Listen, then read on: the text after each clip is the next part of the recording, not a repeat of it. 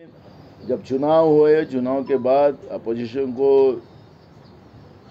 सीटें ज़्यादा मिली तो नरेंद्र मोदी जी को बहुत तकलीफ भी हुई और गुस्सा भी आया। इस देश में पहली बार ऐसा हुआ कि 200 से 2000 तक 165 सांसद चुन के आए। ये पहली बार हुआ है।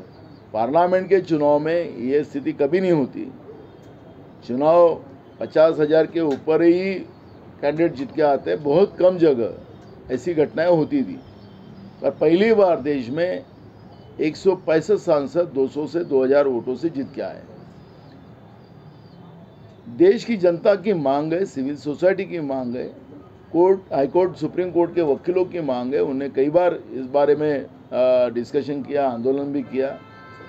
क्यों नहीं सरकार जनता की मांग को पूरी करती है?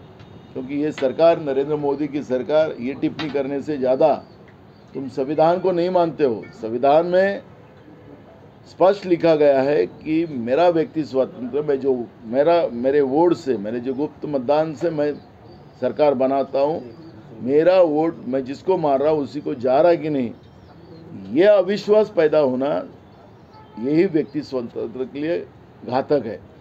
और इसलिए देश की जनता की मांग के आधार पर बैलेट पे वोटिंग लेना ये सरकार की जवाबदारी जाती है, चुनाव आयोग की जवाबदारी जाती है। क्यों नहीं कर रही?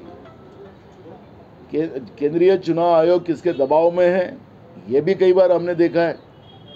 और इसलिए जनता की मांग है, और हम दुनिया का सबसे बड़ा लोकतांत्रिक व्यवस्था को मानने वाला देश ये भारत देश है, और भारत देश के करोड़ों जनता की मांग है बैलेट से। तो क्यों नहीं सरकार करती? ये टिप्पणी करने से नहीं चलेगा। संविधान को अगर मानते हो और संविधान के वजह से आप देश के प्रधानमंत्री बने हो, तो संविधान में जो लिखा है उसका आधार भी प्रधानमंत्री ने लेना चाहिए। उनका संविधान का सम्मान करना चाहिए और देश में बैलेट से वोटिंग करना चाहिए। ये मांग सिर्फ कांग्रेस पार्टी की नहीं, हमारे राहुल गांधी जी की नहीं, पूरे देश की जनता की है।